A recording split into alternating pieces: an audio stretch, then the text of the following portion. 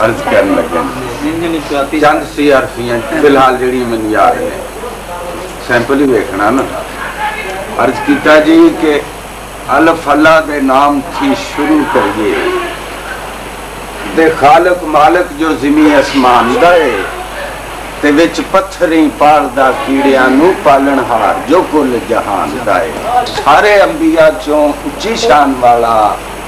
नबी पाक सोना छेड़ू उम्मतां दा नाल वंजली मच्छी चराण वाला ते नाज हिरस ते हवस ते पैर विचों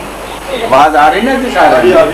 नाज हिरस ते हवस ते पैर विचों डुबे बेड़ियां नू बन्ने लाण वाला औगणहार बदकार मुंह कालियां नू काली कमली दे हेठ बेबाद दरूद हुजूर ताईं और सारे अंबिया चों उच्ची शान वाला नबी पाक सोना छेड़ू उम्मतां दा लाल वंजली मची चराण वाला ते नाज हिरस ते हवस दे बैर विचों डुबे बेड़ियां नू बन्ने लाण वाला अगणा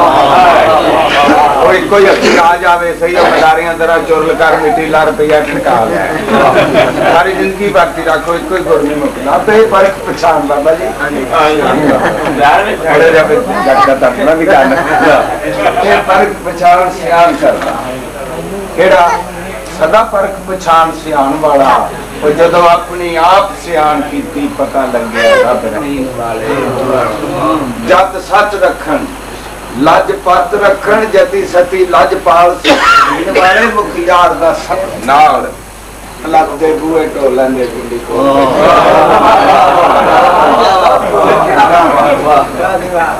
से साबित नाल यकीन साबित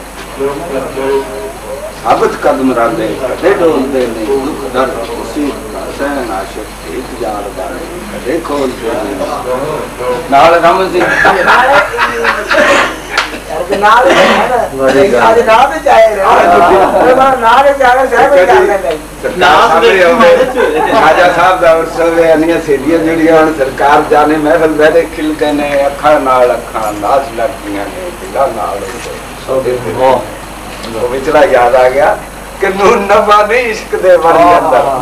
आदमियां सियारतियां चलो वो याद आ गया काबिल गौर पहली नजर आजीदार जो आना तो कहना नून नफा नहीं इश्क दे बन के अंदर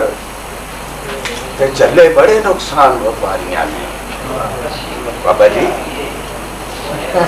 नून नफा नहीं इश्क दे बन के अंदर साढ़े में थोड़ा ज्यादा तजर्बा तस्दीक करोगे हमारी गल नून नफा नहीं इश्क दे बन जंदर चले बड़े नुकसान व्यापारियां ने